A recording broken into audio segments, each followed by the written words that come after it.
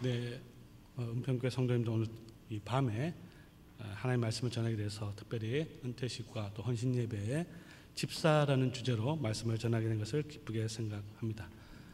참고로 제가 15년 전에 바로 이 자리에서 한번 설교를 한 적이 있는데 기억하실 분은 거의 없겠지만 오늘 특별히 집사, 그 당시는 아마 제가 기억하기로는 이제 주일학교 교사 헌신예배를 한 것 같아요. 오늘은 집사님들 헌신예배에 집사의 직무에 대해서 한번 생각해 보고자 합니다. 오늘 본문은 우리 성도님들 다 아시겠지만 성경에서 집사에 대한 직무에 있어서 가장 중요한 본문이라고 생각합니다. 왜냐하면 성경에서 여기에서 유일하게 집사가 뭘 하는 사람인지를 설명하고 있기 때문이죠. 또한 이 집사의 직분이 어떻게 생겼는지 또 상세하게 설명하고 있습니다. 물론 이 본문이 집사의 모든 것에 대해서는 말하고 있지는 않지만 가장 중요한 게 무엇인지, 그리고 그 직분 자체가 얼마나 중요한지, 그리고 그 직분이 우리에게 주는, 교회에 주는 유익이 무엇인지를 잘 설명하고 있습니다. 그런데 모든 것이 다 마찬가지지만 교회, 하나님의 교회도 역사에 따라 보면 하나님의 말씀에 따라서 계속 점점 멀어져 가는 경우도 있었습니다. 특별히 최근에 팀 켈러라는 목사님, 아주 유명한 목사님이시죠. 책을, 집사에 대한 책을 저술하였습니다. 그 책을 집필한 동기가 있었어요. 그건 뭐냐면, 왜 집사는 교회에서 좀 허드렛 일, 허드렛 일이 좀 중요하지 않다는 말은 아닙니다. 허드렛 일을 이렇게 많이 할까라는 게 그 책을 집필하게 된 동기였습니다.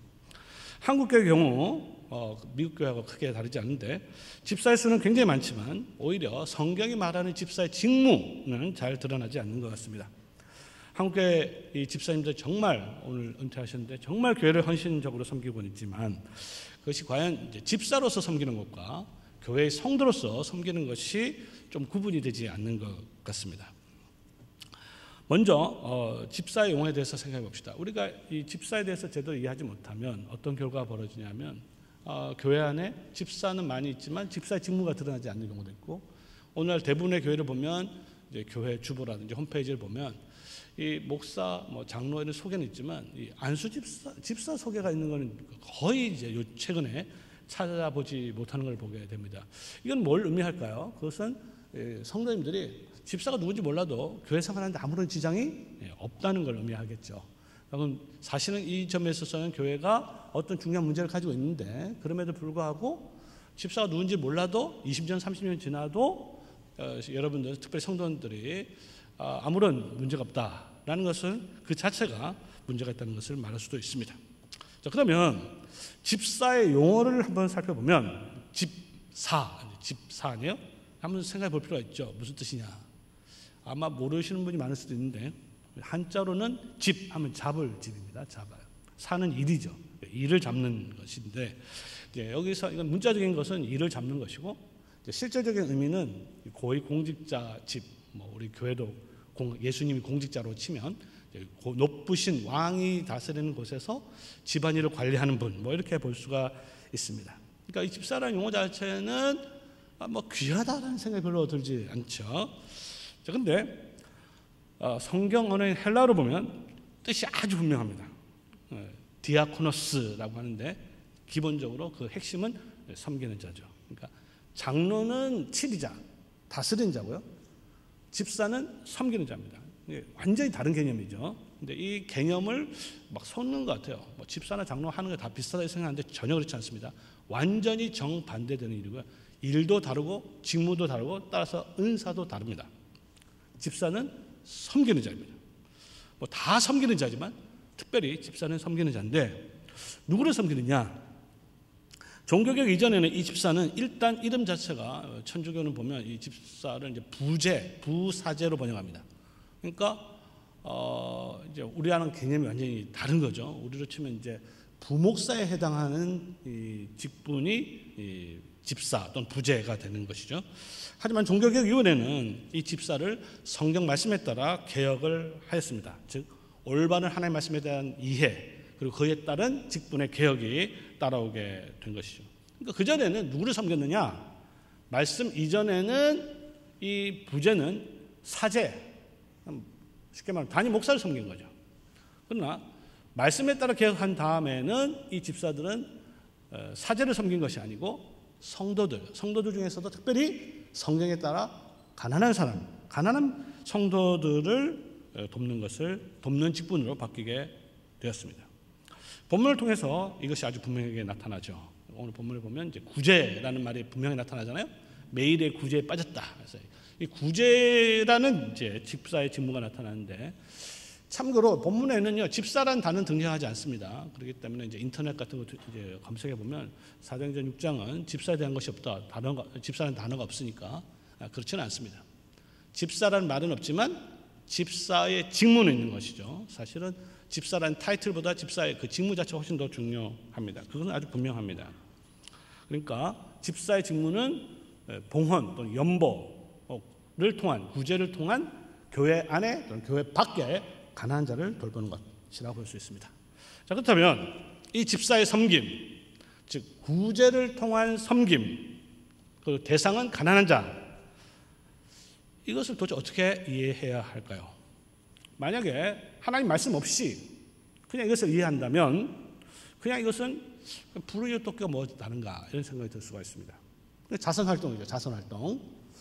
교회 안에 굳이 집사라는 직분이 필요한가? 그냥 누가 알아서 좀 도움 되는 거 아닌가? 성도들 중에서 가난한 사람들에 관심 있는 사람 항상 있거든요. 그 사람들 맡겨가지고 알아서 하도록 그렇게 하면 되는 거 아닌가? 가난한 성도들을 돕는데 무슨 특별한 은사가 필요하냐? 기술이 필요하냐? 자, 그렇다면 도대체 초대교회는 이 구제를 어떻게 이해했기 때문에 이 집사라는 직분을 세워서 그 일을 하도록 했을까요? 라는 질문이 생기게 됩니다. 이것을 잘 알아야 구제를 통한 섬김, 이것이 얼마나 중요한지 알아야 집사가 얼마나 중요한지 알게 되고 그 고귀함도 같이 알게 되는 것입니다. 사도행전 2장에 보면, 우리가 이제 6장을 봤는데 2장에 보면 성령 강림을 통해서 교회가 생겼고 그 교회는 기본적으로 예배 공동체라는 걸 알 수 있습니다. 다 말씀드릴 수 없지만 이 사도행전 2장의 메시지를 보면 예배의 본질이 교제라는 걸 알 수 있어요. 교제. 헬라어로는 코이노니아라고 합니다. 그리고 이 교제가 우리의 구원에 있어서 얼마나 중요한지는 우리가 매주 사도신경을 통해서 고백하고 있죠. 뭐라고 고백합니까? 성도의 교제를 믿는다. 믿습니까? 그렇다면 어떻게 해야 이 성도가 교제가 이루어질까요? 그러니까 이 교제, 예배 속에서 이루어지는 이 교제는 굉장히 중요한 것이고 그렇기 때문에 사도신경의 신앙의 근본 항목으로 자리매겨지게 된 것입니다. 이제 질문은 도대체 성도의 교제가 뭐냐? 이게 매주 성도의 교제를 믿는다고 이야기는 하지만 그 구체적인 내용을 모르면 그 믿음은 사실은 이제 사상 누각에 지나지 않죠. 사도행전 2장 말씀에 따라 보면 이 교제가 코이노니아가 이중적으로 사용되고 있음을 보게 됩니다. 하나는 뭐냐면 떡을 떼며 교제하며 이라고 했습니다. 떡을 떼며 교제. 그러니까 떡을 떼는 것과 교제가 아주 중요하다는 걸 알 수 있죠. 결국 이제 성찬을 의미하는 것이고요. 다른 하나는 모든 물건을 통용한다. 모든 물건을 코이노니아 한다라고 되어 있습니다. 그러니까 초대교회 성도들은 이 첫 교회 성도들은 예배 시간에 주의 살과 피로 교제하였고 그리고 자신의 피 같은 제산으로 교제했습니다. 그 결과 어떻게 되느냐? 2장 마지막 절에 보면 온 백성에게 칭송을 받았고 주께서 구원받은 사람을 날마다 더하게 하셨다. 이렇게 결론 내리고 있어요. 그래서 여기서 이제 초대 교회를 통해서 우리가 그 부흥의 어떤 본질을 보게 되는 것이죠. 이 은평교회도 앞으로 계속 부흥해야 될 거 아니에요, 그렇죠? 교회가 크지만 부흥하는 방법은 굉장히 간단합니다. 사람들에게 칭찬받아야 돼요. 오늘날 근데 이게 치명적 약점이죠. 오늘날 교회가 사회로부터 칭찬을 거의 상실하고 있습니다. 오히려 욕의 조롱의 대상이 되어버렸죠. 이러면요 교회는 부흥되지 않습니다. 근데 초대교회가 칭찬을 받았던 중요한 그 요소는 코이노니아였습니다. 앞으로 한국교회가 이 성도의 교제, 특별히 성찬을 통한 교제와 제물을 통한 교제를 이루어내지 못하면 더 이상 성장하지 않을 것입니다. 우리가 알아야 할 것은 이 재산의 봉헌 또 연보라고 보통 성경에는 이야기하고 있는데, 이 헌금이 예배의 본질적인 요소라는 사실입니다. 그러니까 헌금이라는 것은 단지 교인이 내야 될 회비가 아니라는 것이죠. 복음 전파의 본질적인 요소입니다. 그리고 이 봉헌은 복음 그 자체라고 볼 수 있는 거죠. 봉헌을 복음으로 이해해야 집사가 얼마나 아름다운 직을 하는지를 알게 되는 것이죠. 이것을 우리는 사도행전 제4장 마지막 절에서 확인할 수 있는데, 거기도 이제 재물을 통한 구제가 나오는데, 바나바라는 사람이 재산을 다 팔았죠. 그리고 재산을 어디 갖다 놨느냐? 어디 갖다 놨죠? 사도들의 발 앞에 두니라. 사도들 발 앞에 놨습니다. 아까 이 주보를 보니까 좀 이따가 또 헌금 시간도 있더라고요. 자, 헌금을 거뒀어요, 교회에서. 교회 헌금을 거뒀는데 이거 어디 갖다 놔야 되냐 이거죠. 사도들의 발 앞에 갖다 놓으면 목사님 앞에 갖다 줘야 되나? 이건 목사님까지 드려야 되느냐? 장로님 재정 담는 장로님한테 드려야 되나? 아니면 뭐 그렇죠? 왜 그랬을까요? 왜 재산을 팔아서 사도들 발 앞에 뒀느냐? 굉장히 질문을 할 필요가 있는 것이죠. 사도들이 가장 높으니까 그렇게 생각할 수 있겠죠. 근데 돈을, 성도들이 드리는 헌금을 가장 높은 사람한테 줘야 되느냐? 이것도 이상하잖아요. 예배 시간에 바쳐진 헌금을 도대체 누구에게, 또 누가 그것을 관장할 수 있으며 결정할 수 있으며 권위를 가지고 있느냐? 근데 왜 그게 하필이면 사도냐? 사도가 누군지 알아야죠. 사도는 우리가 다 알겠지만 사도의 공식적인 타이틀 중에 하나는 복음의 일꾼입니다. 사도는요, 복음을 짊어진 사람이에요. 복음의 일꾼인데 헌금을 사도에게 드렸다는 것은 무엇을 의미합니까? 이 헌금이 복음을 얘기해요. 초대교회 성도들은 이 헌금을 그냥 회비로 이해하지 않았습니다. 이걸 복음으로 이해했기 때문에 사도들에게 맡긴 것이죠. 정말 그랬을까? 정말 이게 맞냐? 성경을 통해서 확인해야 되겠죠. 우리가 이 봉헌이 복음이라는 것은요, 구약적 관점에서 보면 너무나 분명합니다. 뭐냐면 하나님께서는요, 구약 이스라엘 백성들에게 복음을 가시적으로 가장 분명하게 보여준 것이 있어요. 그건 뭐냐면 광야에서 보내주신 하늘의 양식인 만나죠. 신약 이전에, 신약에는 예수 그리스도를 통해서 가르쳐줬고, 구약 시대 때는 복음의 본질을 만나를 통해서 가르쳐줬습니다. 요한복음 6장에 잘 나타나 있죠. 이 만나를 주셔서 어떻게 했느냐? 예수님께서 이 만나를 인용하면서 내 살은 참된 양식이요, 내 피는 참된 음료라고 했잖아요. 그러니까 예수님을 먹고 마시는 것이 영생이다. 안 먹으면 죽는다라는 것을 확실히 알겠죠. 이게 복음이에요. 그렇죠? 그런데 그러니까 이 복음이 이중적으로 성취가 되는데, 하나는 성찬을 통해서, 아까 얘기했듯이 성찬을 통해서 이루어집니다. 예수 그리스도 살과 피를 통해서 이루어지는 거죠. 하나님의 교회는 먹고 마시는 공동체가 되는 것이죠. 하늘의 양식, 하늘의 음료. 차이는 뭡니까? 구약 성도들은 하늘에서 내려온 양식을 먹었지만 다 죽었죠. 그러나 신약의 성도들은 그것을 먹고 마시면 어떻게 한다 했어요? 예수님께서 영원히 살리라. 이것을 내가 믿느냐? 이렇게 말씀하고 있습니다. 자, 근데 이 만나를 줄 때 그냥 주지는 않았죠. 1년치 만나를 준 게 아닙니다. 그렇죠? 어떻게 했습니까?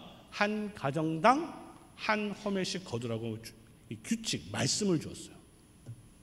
그런데 이스라엘 백성들이 이제, 한국 사람들 특히 더 했겠죠. 공짜잖아요, 공짜. 아침에 나가니까 배가 고파 죽겠는데 쫙 깔려 있는 거야. 막 가가지고 막 퍼담으니까 어떤 사람 많이 담고 어떤 사람 적게 담고. 모세가 어떻게 했습니까? 전부 다 다시 집합 다 시켰잖아요. 다 집합. 화가 나가지고 다시 대라, 다시 대. 어떻게 됐습니까? 많이 거둔 자도 남음이 없고 적게 거둔 자도 모자람이 없었다. 이 기적이 벌어진 거죠. 다시 평균 완전히 똑같이 한 호멜로 정리를 해버린 것이죠. 자, 그런데 바울 사도는 고린도후서 8장에서 이 만나의 사건을 어디에 적용시키느냐? 당연히 예수 그리스도 십자가에 적용시킵니다. 십자가가 뭔지를 알아야죠. 십자가를 여러 가지 설명할 수 있겠지만 만나의 관점에서 보면 부요한 자로서 가난하게 돼 있어서 가난한 우리로 하여금 부욕해 하심. 이게 십자가예요. 그렇죠? 그리고 이 십자가의 복음을 바울 사도 어디에 적용시키느냐? 연보에 적용시킵니다. 연보를 왜 하느냐? 만나의 복음을 실현시키는 거예요.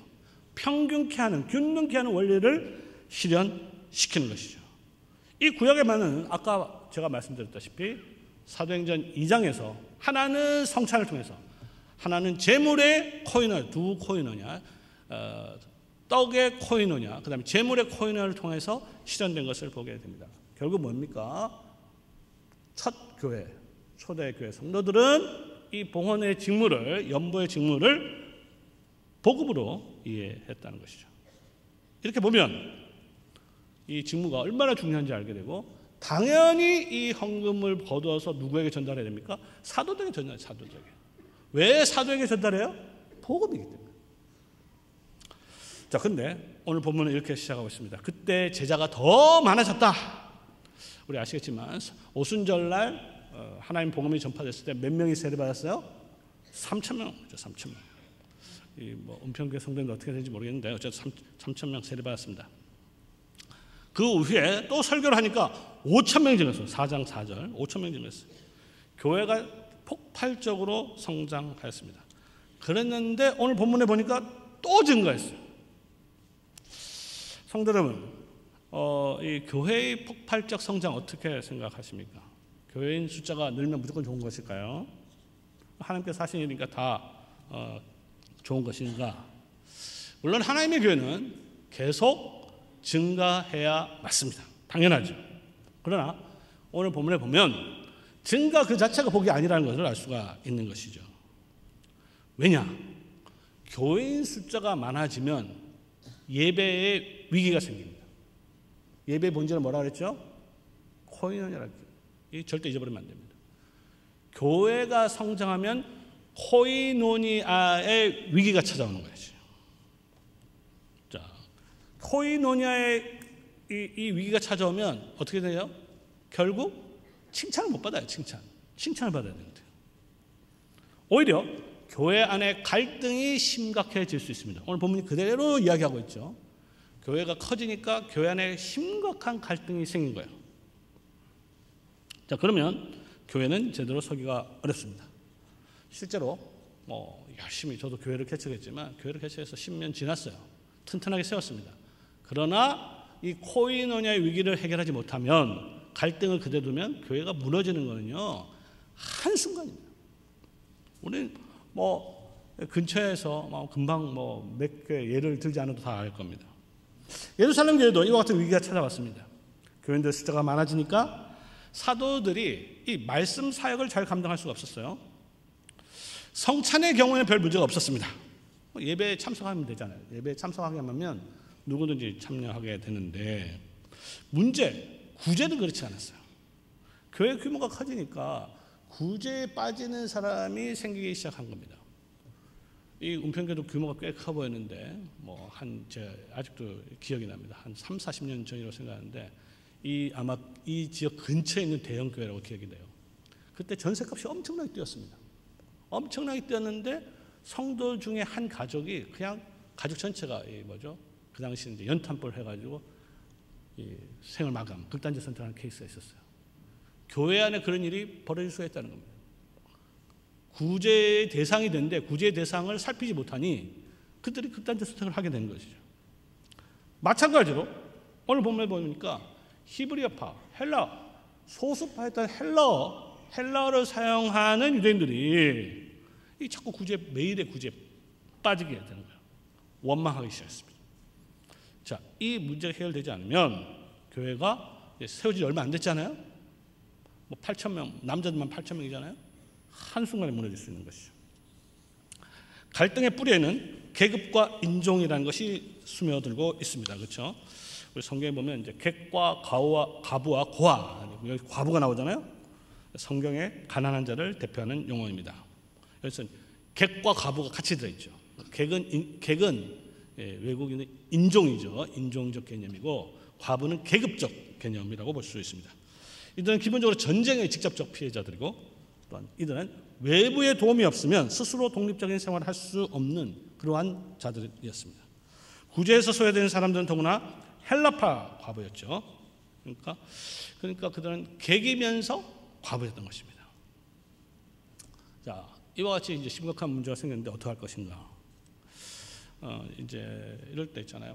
물론 이제 여러 가지 대책이 있을 수 있지만 이렇게 교회에 심각한 문제가 생겼을 때 좀 제일 무책임한 말 중에 하나는 그냥 서로 사랑합시다. 이런 거예요. 또 열심히 기도합시다. 이런 겁니다. 오늘 보면은 그렇게 해결하지 않았죠. 어떻게 해결했습니까? 집사를 세우면서 해결된 거예요. 직분자가 얼마나 중요한지 알겠죠. 예수 그리스도의 구속 사역으로 말미암아 하나님의 교회에 큰 변화가 일어났는데 그것은 바로 교회가 유대인으로만 한정된 교회가 아니라는 것입니다. 여러 민족들이 회원이 되었죠. 앞으로 한국 교회도 한국 사회도 다원화로 다민족으로 가게 됩니다. 여기 모르겠어요. 서울은 모르겠는데 베트남이라든지 동남아 사람들이 계속 들어올 수 있습니다. 준비를 해야 되겠죠. 그들을 어떻게 맞이할 것인가, 하나 될 것인가, 함께 교회를 할 것인가 고민해야 됩니다. 그것을 잘하는 교회는 계속 부흥할 것이고 그것을 계속 이렇게 갈등을 계속 조장하게 되면 교회는 쇠퇴할 수밖에 없겠죠. 여기서 우리는 한 가지 사실을 알 수 있는 게 뭐냐면 하나님의 초자연적인 역사가 줄어들고 있는 것을 보게 됩니다.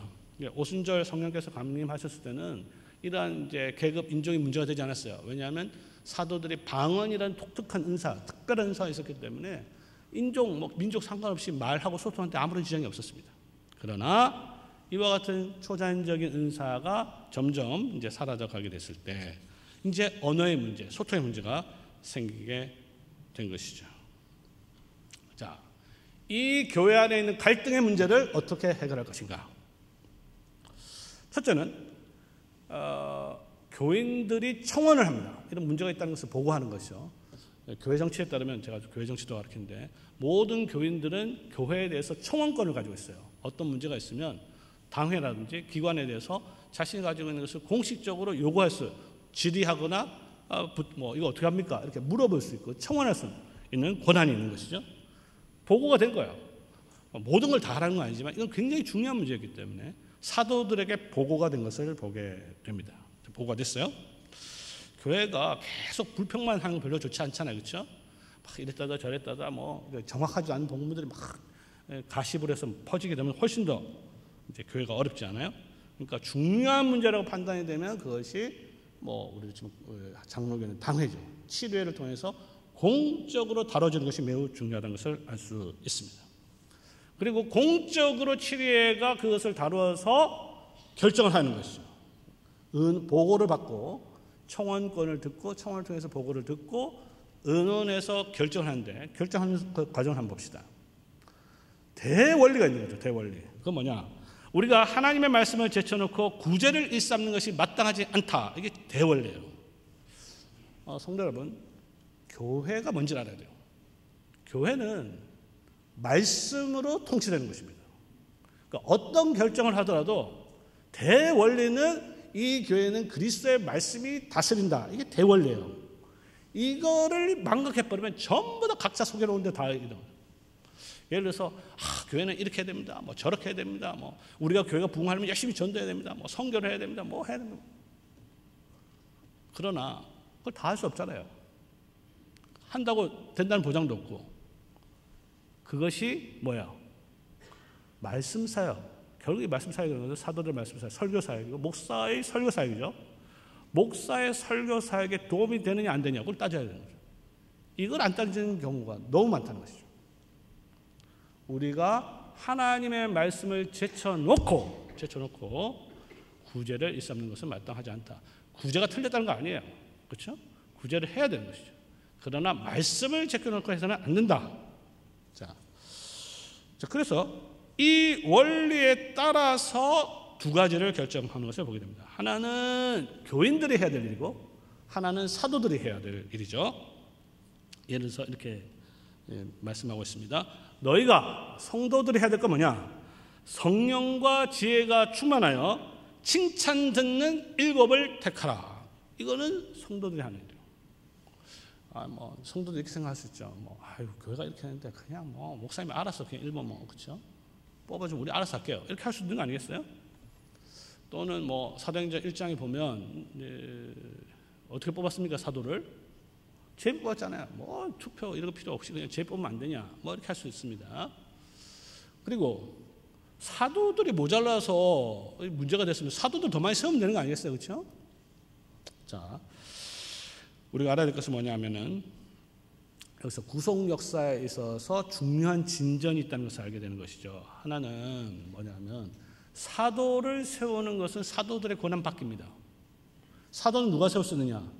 오직 승천하신 그리스도만 세울 수 있어요. 그리고 그 승천하신 그리스도께서 직접 창설 멤버로 12명을 세운 것입니다. 이것은요, 더 이상 사도들이 할 수가 없어요.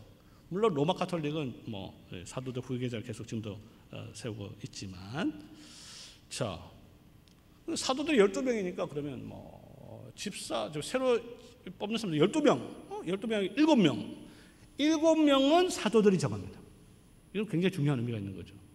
12명이니까 12명, 그러니까 12명은 유대인들을 위한 거잖아요. 그럼 헬라파는 또 12명 세워서 뽑으면 될 거 아니에요? 근데 왜 7명이냐?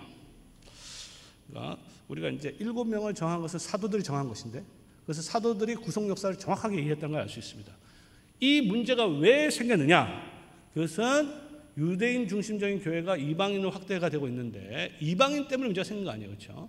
그러니까 원래는 12명의 사도들이 유대인들을 위해서 봉사하고 있었는데, 말씀 사역을 했는데, 이방인들을 통해서 세워졌으니 이방인들을 위한 숫자, 이방인을 위한 숫자가 몇 명이야? 7이라는 거예요.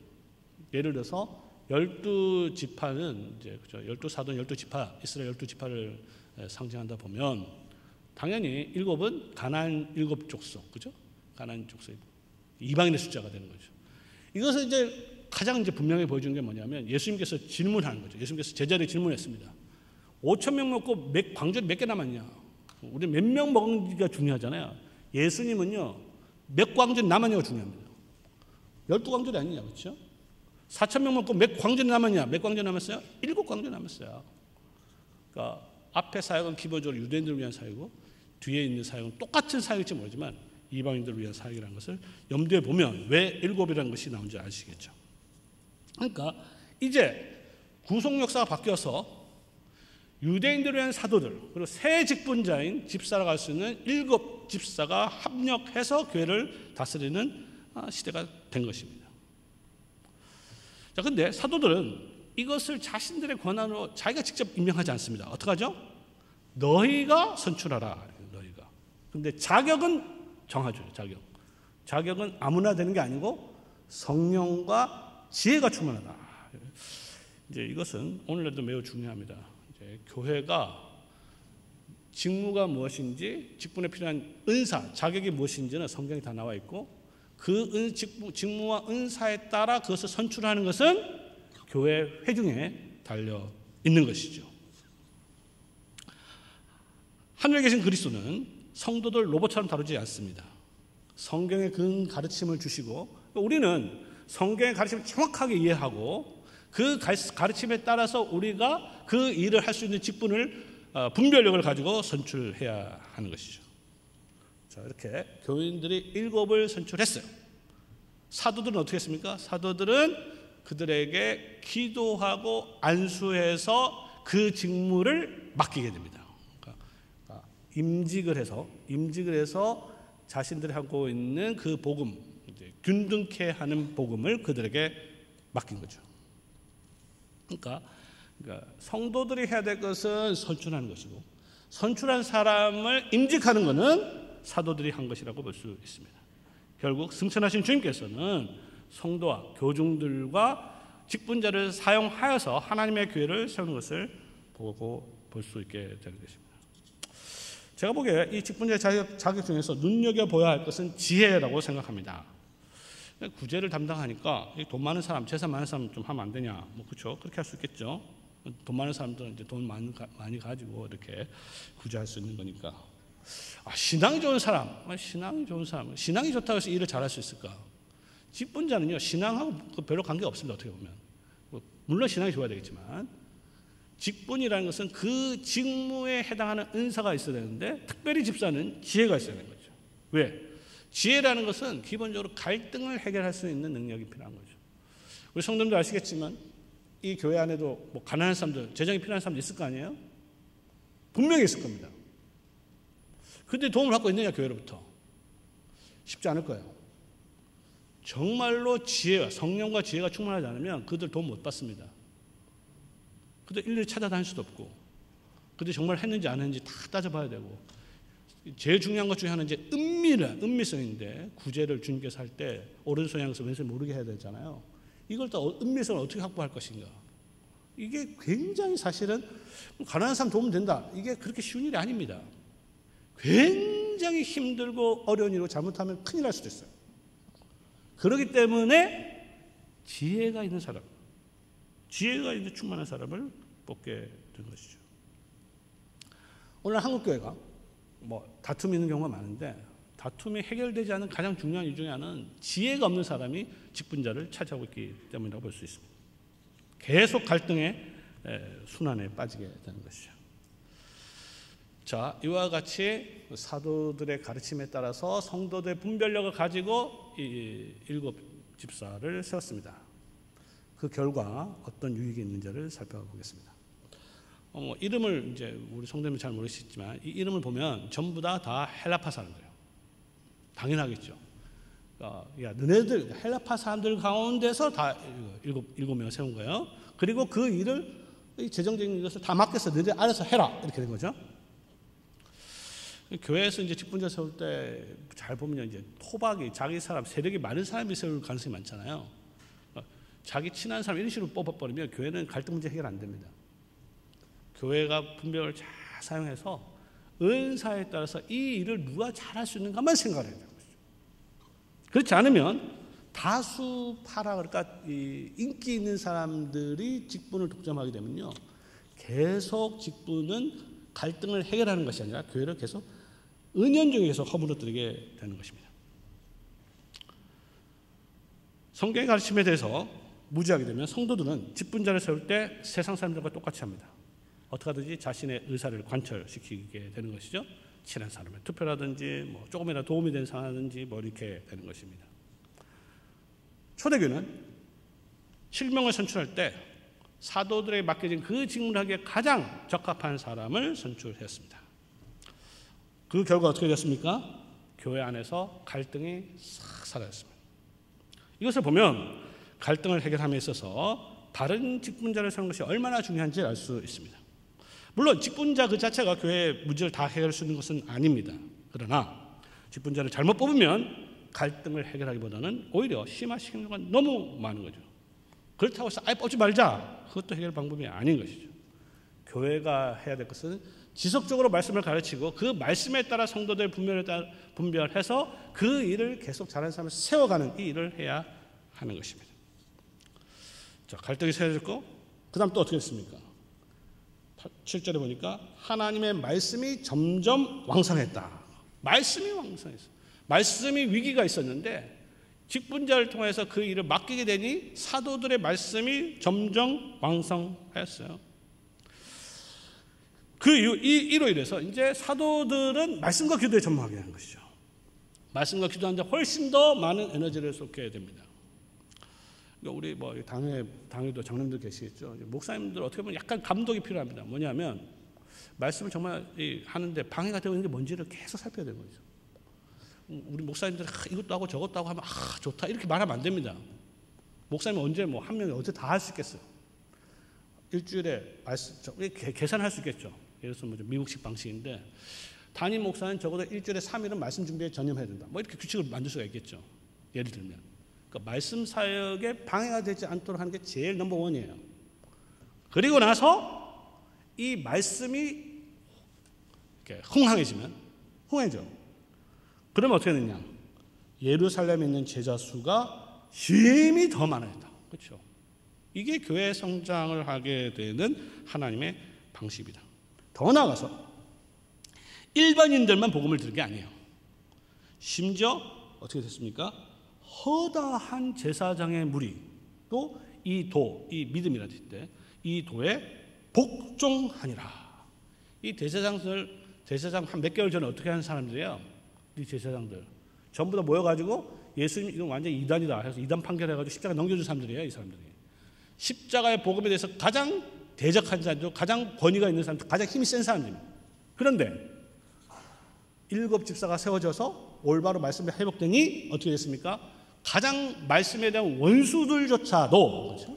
원수들도 이 복음과 이 도에 복종하니라, 이렇게 되어 있습니다. 그들은 사실 종교 지도자들이었고 성경을 가장 많이 알고 있는 사람들이었습니다.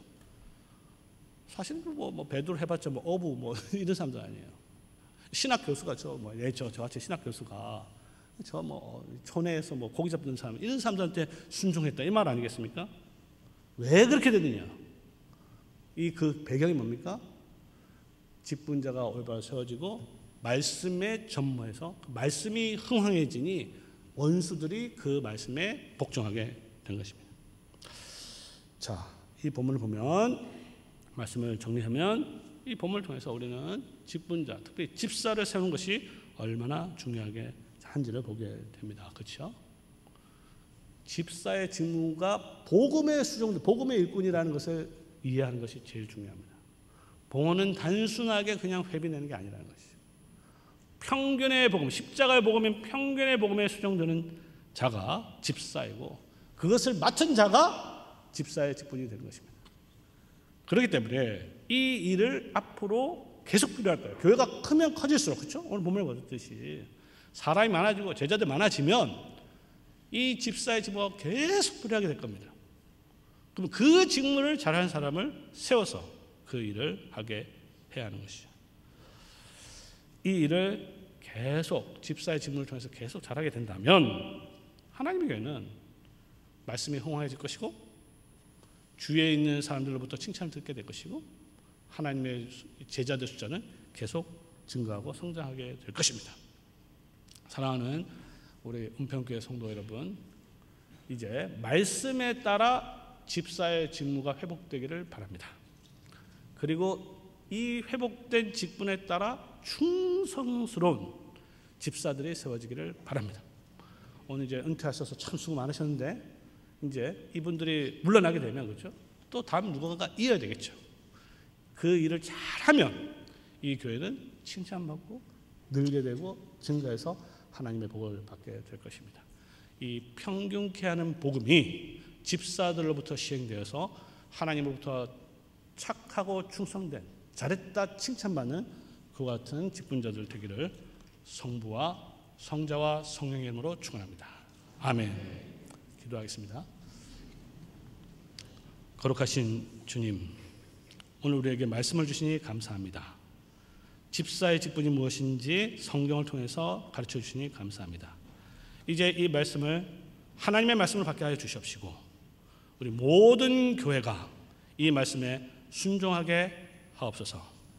그동안 이 교회를 위해서 안수 집사로 무단히 수고했던 우리 집사님들의 위로하시고 하늘에서 그들의 노고를 갚아 주시옵소서. 그리고 이후에도 이 집사들을 이어서 하나님께서 맡겨주신 복음에 수종드는 집사들이 계속해서 세워져서 이 교회가 주님 오실 때까지 든든하게 세워지게 하옵소서. 우리 주 예수님의 이름으로 기도를 드립니다. 아멘.